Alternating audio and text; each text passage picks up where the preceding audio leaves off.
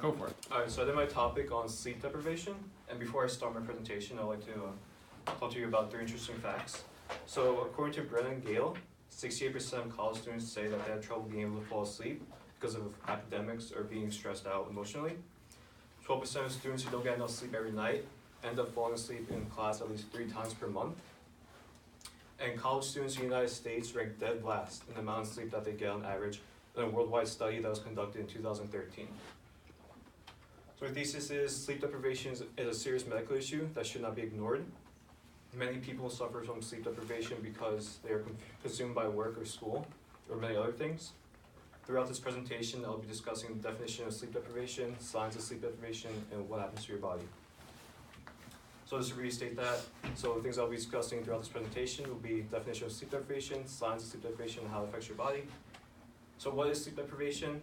According to the ASA, which is American Sleep Association, they define sleep deprivation as someone who is in a chronic sleep restricted state. They'll notice excessive daytime sleepiness, fatigue, clumsiness, weight gain, or weight loss.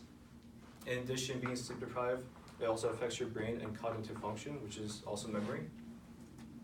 So common symptoms, according to Brennan Peters, who is an MD and board certified physician, states the following about common symptoms found in sleep deprivation. The first one is difficulty concentrating and impaired performance. So I gave some examples: not paying attention to instruction, lecture, business meeting, or running a red light while driving, not being aware of your surroundings basically. The next trait is excessive daytime sleepiness, so sleeping in class or work, failing to stay awake. The next one is mood changes, because the person will be feeling restless. They're more likely to have a short-tempered response to someone. And in extreme cases, you can have disorientation, hallucinations, and paranoia. So for disorientation, becoming forgetful, such as the day, year, season, or the date. And in extreme cases, you can also forget who you are. Hallucination is basically experiencing involving visual perceptions that are not real. So just looking at your arm and seeing bugs is not real though. So that's another thing for hallucination. And paranoia is always fearing about something that is highly unlikely going to happen. Okay.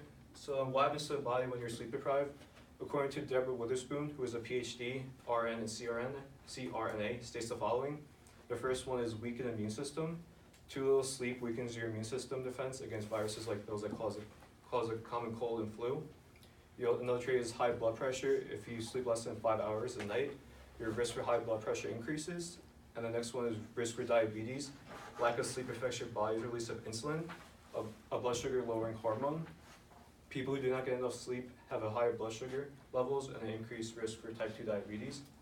In the next slide, I'm going to show you a brief video about 1 minute and 20 seconds that shows another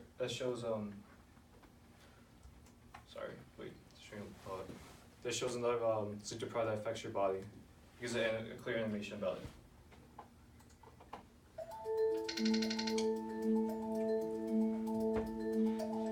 My name is Matthew Walker. I am a professor of neuroscience and psychology at the University of California, Berkeley, and I am the author of the book, Why We Sleep. We certainly know that a lack of sleep will actually prevent your brain from being able to initially make new memories. So it's almost as though without sleep, the memory inbox of the brain shuts down and you can't commit new experiences to memory. So those new incoming informational emails are just bounced and you end up feeling as though you're amnesic. You can't essentially make and create those new memories. We also know that a lack of sleep will lead to an increased development of a toxic protein in the brain that is called beta amyloid, and that is associated with Alzheimer's disease, because it is during deep sleep at night when a sewage system within the brain actually kicks into high gear and it starts to wash away this toxic protein, beta amyloid.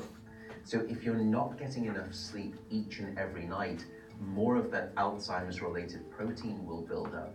The more protein that builds up, the greater your risk of going on to develop dementia in later life. Okay, so this video, so to recap what my presentation was, is definition of sleep deprivation, signs of sleep deprivation, and how it affects your body.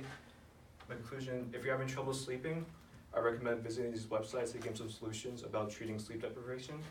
So just following the links, and that's it. I'm excited.